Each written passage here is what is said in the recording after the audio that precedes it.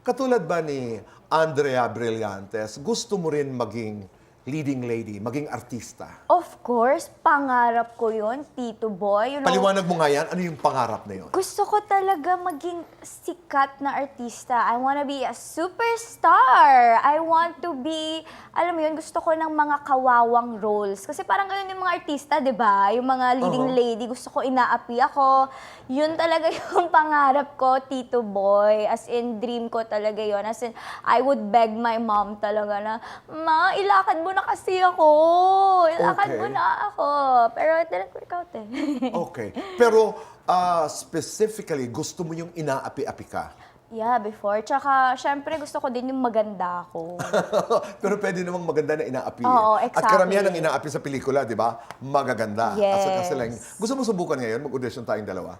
Ay, hindi, okay na ako, Tito Boy. Ano na ako ngayon? Kontrabida. Ah, Wow! kontrabida na. Yes. Ayaw mo sumubok. Dahil sa life experience ko, kontrabida na ako ngayon.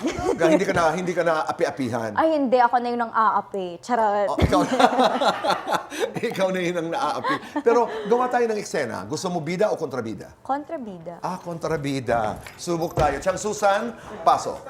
Andali, kontrabida. Kailangan tayong dalawa. Kasi tayong dalawa ang mga kawawang tiyahin. Oo, di ba? Kawawang tiyahin.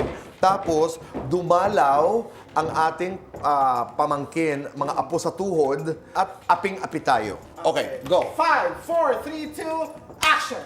Oh my God! What is this place? Ang tagal-tagal naming nawala ni Mom. Tapos, ganito pa rin kayo? Pagsabihan mo yan. Pagsabihan mo yan, ha? Masyadong Ako? mapangmata itong pamangkin mo, ha? Ako, pagsasabihan niyo, sino ba kayo? Wow! Hindi. Nag-break ng character. Hindi alam ang yaman natin. Hindi alam na pag mabait siya, siya ang ating pamamanahan. Sabihan mo yan, magsalita ka. Umalis na kayo. Okay, aalis ako kasi Jeje naman dito.